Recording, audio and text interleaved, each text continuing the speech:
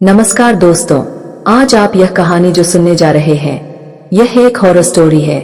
दोस्तों, डरावनी कहानी को सुनने के लिए आप थोड़ी देर के लिए हमारे साथ जुड़ जाइए और कहानी को अंत तक जरूर सुने।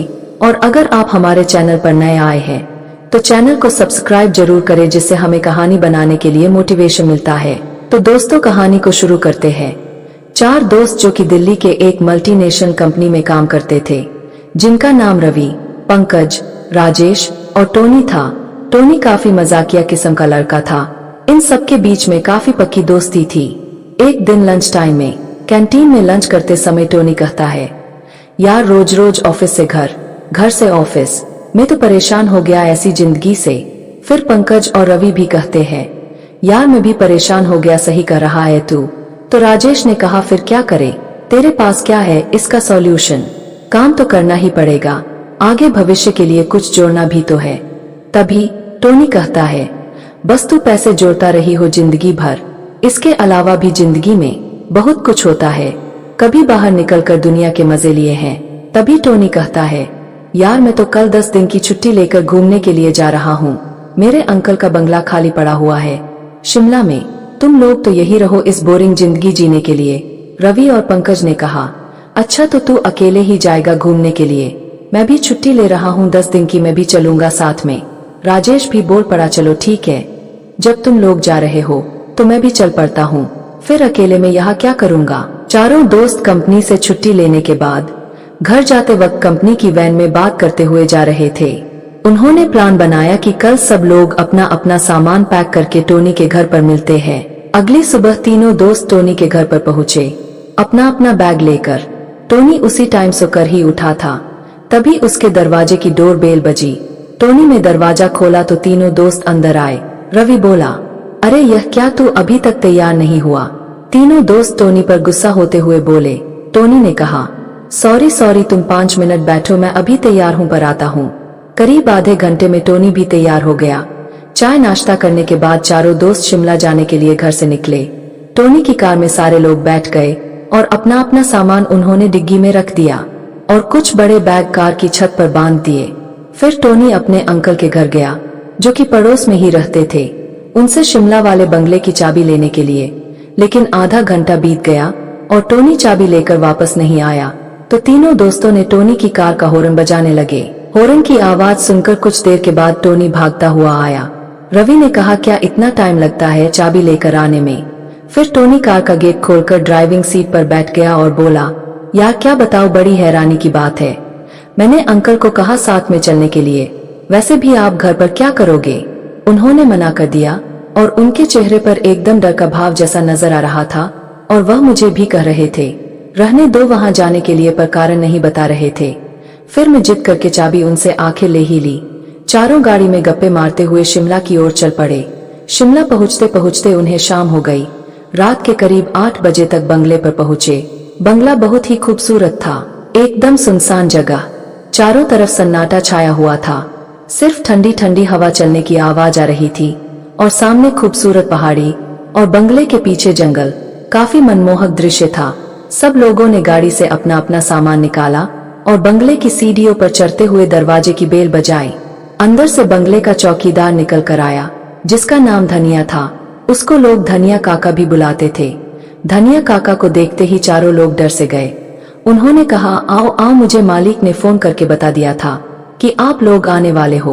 मैंने खाना बना दिया है, आप नहा धोकर आ जाइए, मैं खाना परोसता हूँ। जब तक नहाने धोने के बाद खाना खाकर सब लोग अपने अपने कमरे में सोने के लिए चले गए। राजेश सो रहा था अपने बेड पर। अचानक उसकी आंख खुली और उसे लगा कि उसके बेड पर कोई बैठा हुआ है। राजेश ने मुड़कर देखा तो वह एक औरत थी, लेकिन उसका चेहरा उसके बालों से ढका हुआ था और काफी डरावनी सी लग रही थी। राजेश के मुंह से बिल्कुल भी आवाज नहीं निकली। फिर भी उसने हिम्मत करके पूछा, तुम कौन हो? उस परछाई ने कहा, चले जाओ यहाँ से। इतना कहने के बाद वह आंखों से ओझल हो गई।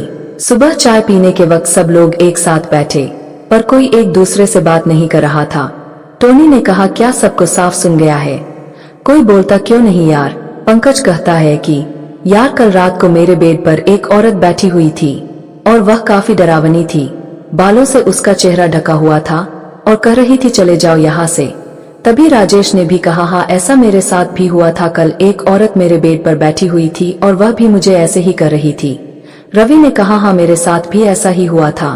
पर टोनी कहता है, मेरे साथ तो ऐसा कुछ भी नहीं हुआ था। क्या यार मजाक करते हो? आज के टाइम में भी क्या भूतों पर भरोसा करते हो? तभी वहां पर धनिया काका आते हैं। रवि ने कहा, धनिया काका एक बात बताओ, क्या इस घर में कोई औरत भी रहती है? धनिया काका उन लोगों की बात सुनकर एक पल के लिए ठहर से गए, फिर बोले, नहीं नहीं ऐसा कुछ भी नहीं है, यहाँ कोई औरत नहीं रहती है, सिर्फ यहाँ मैं अकेला ही रहता हूँ। सबके चेहरे पर एक हैरानी की लकीर खींच गई। धनिया काका की बात सुनकर ज्यादा हैरानी तो रवि, पंकज और राजेश को हुई, जिन्होंने रात को एक महिला की परछाई अपने बेड पर देखी थी। चाय नाश्ता करने के बाद तीनों घूमने और टहलने लगे। बंगला काफी शानदार था। बंगले की खूबसूरती को देखते हुए सब लोग इधर उधर टहलने लगे। अचानक एक कमरे में किसी के घुंघरू की आवाज आई। राजेश उस घुंघरू की आवाज को सुनकर उसके पीछे पीछे चल पड़ा और थोड़ी देर के बाद वह देखता है कि एक औरत जो कि सफेद कपड़े में खड़ी है और उसे अपनी ओर बुला रही है। तभी पीछे से रवि बुलाता है, राजेश यार तुम कहाँ घूम रहे हो अकेले अकेले? आओ हम जरा बाहर चलते हैं। राजेश ने दोबारा परछाई की ओर देखा, वहां पर कोई भी नहीं खड़ा था। राजेश को फिर से हैरानी हुई कि यह क्या, अभी तो यहाँ पर कोई औरत खड़ी थी और अब वह कहाँ गायब हो गई। राजेश दोबारा से तीनों को बताता है कि यार मैंने अभी एक औरत को देखा सफेद परछाई में और उसकी घुंघरू की आवाज भी आ रही थी। जब मैं उसकी तरफ देखा तो मुझे बुला रही थी और फिर अचानक से गायब हो गई। टोनी कहता है, जरूर तुम्हारे मन का बहम है यार, अगर ऐसा कुछ होता तो मुझे भी तो दिखना चाहिए था। और अभी धनिया काका ने क्या कहा कि यहाँ कुछ भी नहीं है, कोई औरत नहीं है, मैं अकेला ही रहता हूँ यहाँ पर। रवि कहता है, अगर धनिया काका कह रहे हैं तो जरूरी थोड़ी है वह सच कह रहे हो सकता है कुछ छुपा रहे हो हमसे। पंकज कहता है, यह बात भी हो सकती है कि धनिया काका शायद हमसे कुछ छुपा रहे हैं। टोनी कहता है, छोड़ो ना यार इन बातों को, इतनी दूर आए हैं, क्या हम बोर होने के लिए? चलो बाहर घूम कर आते हैं। बाहर घूमने के लिए चारों दोस्त निकल जाते हैं। पहाड़ी, झरने और वहां का सुहाना मौसम बहुत ही सुंदर था। चारों को बहुत अच्छा लगने लगा। रवि ने कहा, चलो यार इसी मौके पर कहीं कॉफी पी जाए। कॉफी पीने के लिए वह एक रेस्टोरेंट में जाते हैं। रेस्टोरेंट का वेटर उनसे ऑर्डर लेने आया। रवि ने कहा, भाई 4 कॉफी पिला दे, गर्मा गर्म। वेटर थोड़ी देर में 4 कॉफी लेकर आता है और पूछता है, सर कुछ और लाओ आपके लिए। बंटी कहता है, यार हम यहाँ पर घूमने के लिए आए हैं, तुम यह बताओ कि यहाँ घूमने के लिए और कौन कौन सी अच्छी जगह है। वेटर ने कहा, शिमला में तो हर जगह घूमने लायक ही है, आप कहीं भी चले जाओ, पर आप वह जो पहाड़ी पर कोठी है ना, उसके आसपास मत जाना घूमने के लिए। तभी चौंक कर राजेश बोला, क्यों ऐसा क्या है वहाँ पर? वेटर बोला, सर इससे ज्यादा मैं आपको कुछ नहीं बता सकता, बाकी आपको मैंने यह बता दिया कि कहाँ घूमना है और कहाँ नहीं घूमना है। टोनी 100 रुपए का नोट देते हुए बोला, अगर तू हमें बता देगा कि ऐसा क्या है उस पहाड़ी पर बनी कोठी में, तो हम तेरे को 100 रुपए और देंगे। वेटर घबराते हुए बोला, आप 100 दो, 1000 दो, चाहे 1 लाख दो, इससे ज्यादा मैं आपको कुछ नहीं बता सकता। राजेश सोचने लगा, जरूर कुछ खास बात है। उस वेटर ने 1 लाख रुपए देने के बावजूद भी बताने से मना कर दिया। आखिर उस बंगले में क्या है? फिर वह लोग और जगह घूमने गए और घूमने के बाद वह एक दुकान पर जूस पीने के लिए रुकते हैं। दुकान वाले ने कहा, साहब आप लोग क्या उस कोठी में रहते हैं जो पहाड़ी पर है? राजेश ने कहा, हाँ हम वही रहते हैं। क्यों कोई बात है क्या? जूस वाले ने कहा, नहीं नहीं सर, मैंने तो ऐसे ही पूछ लिया। रवि कहता है, तो क्या कोई भी तुम्हारी दुकान पर जूस पीने आता है तो तुम उससे यही पूछते हो कि तुम कहाँ रहते हो, जैसे हमसे पूछा है? नहीं नहीं सर, मैं तो ऐसे ही पूछ लिया था क्योंकि मैंने आपको कल रात गाड़ी लेकर उस पहाड़ी की तरफ जाते हुए देखा था, क्योंकि वहां पर काफी दिन से कोई रहने के लिए नहीं आया और ना ही कोई आना चाहता है। लेकिन क्यों नहीं आना चाहता इसका कारण तो मुझे भी नहीं पता है। बाकी लोग तो यही कहते हैं कि वह जगह कुछ सही नहीं है। जब इतना जानते हो तो यह भी जानते होंगे कि वहां क्यों नहीं जाना चाहिए, वह जगह क्यों नहीं सही है, यह भी तो लोगों ने बताया ही होगा तुम्हें। नहीं नहीं साहब, ऐसी बात नहीं है, मुझे अभी यहाँ पर दुकान खोले हुए 1 साल हुआ है, लेकिन मैं अक्सर यह सुनता हूँ लोगों से बात करते हुए कि उस पहाड़ी पर जो कोठी है वहां पर जाने से मना करते हुए, लेकिन मैंने कारण नहीं पूछा और अब जूस वाले की बात सुनने के बाद तीनों काफी सोच में पड़ गए। आखिर ऐसा क्या है उस कोठी में? लेकिन टोनी इन सब बातों को सीरियस नहीं ले रहा था। उसे लगा कि शहर से दूर है और कुछ एक गांव के ही लोग हैं। यह तो भूत प्रेत पर विश्वास रखते होंगे, इस चक्कर से यह लोग ऐसी बातें कर रहे हैं। कोठी में आने के बाद उन्होंने देखा कि धनिया काका ने खाना पहले से बनाकर रेडी कर रखा है और आते ही उन्होंने बोला कि आप सब नहा धो लो, मैं खाना लगाता हूँ। सब नहाने धोने के बाद खाने की टेबल पर बैठ गए और खाना खाने लगे। रवि बोला, धनिया काका एक बात बताओ, आज हम जब घूमने गए थे तो एक रेस्टोरेंट पर कॉफी वाले वेटर ने हमसे कहा कि कहीं भी घूमने जाना पर उस कोठी पर मत जाना जो पहाड़ी पर बनी है, और ऐसे ही और भी कई लोगों ने कहा। ऐसा क्या है कोठी में? धनिया काका गुस्से में बोले, जब मैं एक बार कह दिया कि कुछ भी नहीं है तो क्या बताऊं मैं तुम्हें। अब उन चारों को अजब हैरानी हो रही थी कि बाहर जाओ तो कहते हैं कुछ है, अंदर आओ तो कहते हैं कुछ नहीं है। आखिर हकीकत क्या है, जबकि हम एक परछाई भी देख चुके हैं। सोचते सोचते सारे लोग अपने अपने कमरे में सोने के लिए चले जाते हैं। सब लोग गहरी नींद में अपने अपने कमरे में सो रहे थे। ठीक रात के 12 बजते ही राजेश को महसूस हुआ कि कोई उसके कंधे पर हाथ रखकर सहला रहा है। राजेश ने डरते हुए पीछे मुड़कर देखा तो वही औरत बैठी हुई थी, काले कपड़ों में, और उसके बाल चेहरे से ढके हुए थे। राजेश बहुत डर गया था और उसने जोर से चिल्लाना शुरू कर दिया, बचाओ बचाओ। उसकी आवाज सुनकर तीनों दोस्तों की नींद टूट जाती है और उसके कमरे में भाग कर आ जाते हैं। राजेश कहता है, देखो यही है वह औरत। तीनों कहते हैं, कहाँ है? यहाँ तो कोई भी नहीं है। राजेश आँख खोल कर देखता है तो वह औरत जा चुकी थी, वहां पर कोई भी नहीं था। सारे राजेश का मजाक उड़ाते हुए अपने अपने कमरे में दोबारा सोने के लिए चले जाते हैं। थोड़ी देर के बाद पंकज को लगा कि उसके बिस्तर पर कोई बैठा हुआ है। पंकज ने मुड़कर देखा तो वही काला साया और उसका चेहरा बालों से ढका हुआ था, लेकिन पंकज ने शोर नहीं मचाया। वह जैसे एकदम बेसुध सा हो गया हो। उस परछाई ने उसको अपने कब्जे में ले लिया और वह उठकर चलने लगी वहां से। पंकज भी उसके पीछे पीछे चलने लगा। वह कमरे से बाहर निकलकर उसके बाद सीढ़ियों से उतरकर कोठी से बाहर आ गए और गार्डन से होते हुए कोठी के पीछे से जो रास्ता जंगल में जाता है वहां चल पड़ा। करीब आधा किलोमीटर जंगल के अंदर जाने के बाद वह परछाई गायब हो गई। राजेश जब होश में आया तो उसने देखा कि वह अपने कमरे में होकर एक जंगल में खड़ा था। काली रात और ऊपर से चांद की रोशनी आ रही थी। पंकज वहां से चिल्लाता हुआ कोठी की तरफ भागने लगा, बचाओ बचाओ रवि, टोनी, राजेश बचाओ। भागते भागते हुए कोठी में पहुंचा और सारे लोग उसकी शोर की आवाज सुनकर बाहर आ गए। पंकज की हालत देखकर सब लोग दंग रह गए। उसके कपड़ों पर काली मिट्टी लगी हुई थी और वह पूरी तरह से डर के मारे कांप रहा था। इससे पहले पंकज कुछ बोल पाता वह बेहोश हो गया। धनिया काका ने उसके मुंह पर पानी की छींटे मारी। पंकज को होश आया। पंकज ने डरते डरते उसने सारी बात बताई। उसकी बात सुनने के बाद सारे लोग हैरान हो गए। टॉर्च लेकर चारों दोस्त वापस उसी जगह पर गए जहां पर पंकज को वह परछाई लेकर गई थी। वहां जाने के बाद उन्होंने देखा कि वहां पर एकदम सुनसान इलाका है और वहां की घास और पेड़ पौधों को देखने से ऐसा लग रहा था कि जैसे कभी वहां कोई आता जाता नहीं है।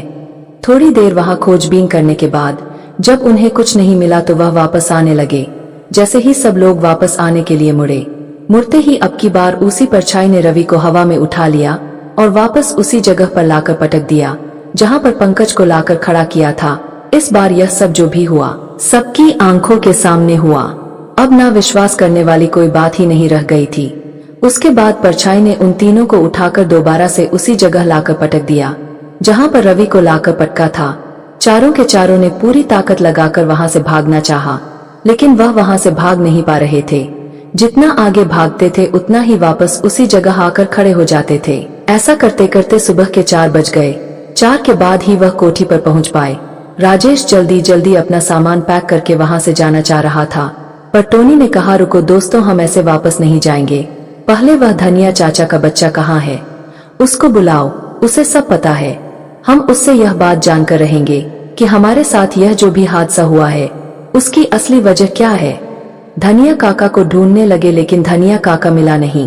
राजेश इतना डरा हुआ था कि उसने कहा, मुझे कुछ भी जानने की जरूरत नहीं है, बस मैं यहाँ से जाना चाहता हूँ।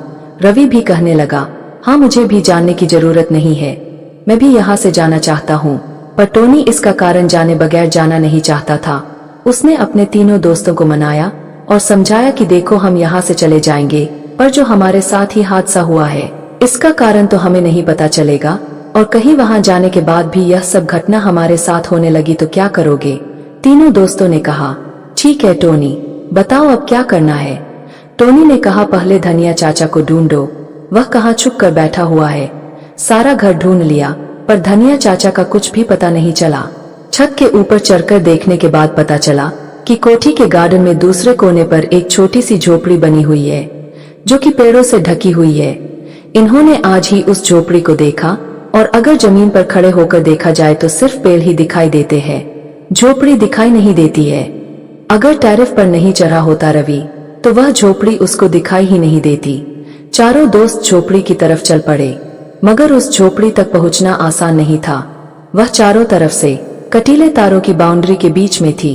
किसी तरीके से उन कटीली तारों के बीच में से निकलकर वह लोग उस झोपड़ी में दाखिल होते हैं। धनिया चाचा वहीं पर ही थे और वह किसी से बातें कर रहे थे, पर सामने कोई दिखाई नहीं दे रहा था। टोनी ने कहा धनिया चाचा तुम किससे बातें कर रहे हो? आपके सामने तो कोई भी नहीं है। लेकिन धनिया चाचा ने कोई जवाब नहीं दिया और वह बातें करते ही जा रहे थे।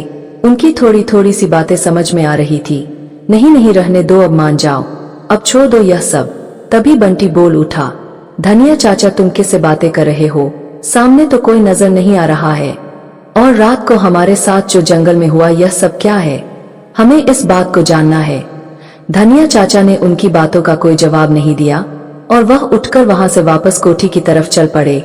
लेकिन हैरानी की बात यह थी, जब उस झोपड़ी की तरफ चारों दोस्त आए थे तो झोपड़ी चारों तरफ से एक कटीली बाउंड्री से हुई थी, और अब जब वापस जा रहे हैं तो वहां कोई कटीली बाउंड्री थी ही नहीं। चारों के चारों दोस्तों के दिमाग की दही हो गई, आखिर यह सब हो क्या रहा है? कोठी के अंदर पहुंचने के बाद धनिया चाचा को चारों दोस्तों में घेर लिया और कहा धनिया चाचा बताओ आखिर यह सब चल क्या रहा है? रात को हमारे साथ जो हादसा हुआ इसका क्या कारण है? धनिया चाचा ने कहा बेटा तुम रात को ठीक से सोए नहीं होंगे, ऐसा करो नहा धो लो, मैं नाश्ता तैयार कर देता हूँ, नाश्ता करके आराम करो। बंटी ने गुस्से में बोला धनिया चाचा अब आप हमें और बहका नहीं सकते हो, हम जो पूछ रहे हैं इस बात का जवाब दो। मैं जिस बात को छुपाना चाहता हूँ तुम उस बात को क्यों और कुरेद रहे हो? क्योंकि मैं भी पूरी बात नहीं जानता हूँ, और जब हमने आपसे इतनी बार पूछा तो आपने हमें मना क्यों कर दिया कि ऐसा कुछ भी नहीं है यहाँ पर? धनिया काका बोले मैं तुम्हें इन सब चीजों से दूर रखना चाहता था। टोनी ने कहा अच्छा धनिया काका अब यह बताइए कि यह है क्या? कल रात को हमारे साथ जो हादसा हुआ है वह सब क्या है? इसका मतलब क्या है? धनिया काका ने रोते हुए कहा वह परछाई कोई और नहीं मेरी बेटी है। चारों हैरान होकर बोले क्या धनिया काका वह तुम्हारी बेटी है? फिर वह परछाई कैसे है? धनिया काका ने कहा अब वह इस दुनिया में नहीं है, वह मर चुकी है। उसे किसने मारा यह आज भी एक रहस्य है। उसके साथ क्या हुआ यह हमें भी नहीं पता है। बंटी हैरान होकर बोला क्या यह सब अंकल को पता है? धनिया काका ने कहा हाँ उन्हें पता है, और वह इसीलिए यहाँ कभी नहीं आते हैं। और तुम उसे झोपड़ी में किससे बातें कर रहे थे? मैं अपनी बेटी से ही बातें करना चाह रहा हूँ। उसको मैं यही कहता हूँ कि जो हो गया सो हो गया, अब रहने दो, शांत हो जाओ।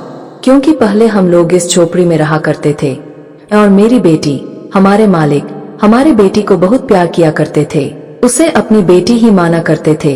एक दिन की बात है, मेरी बेटी माली के कमरे में साफ सफाई के लिए गई थी और उसी दिन से फिर मैं अपनी बेटी को कभी नहीं देखा।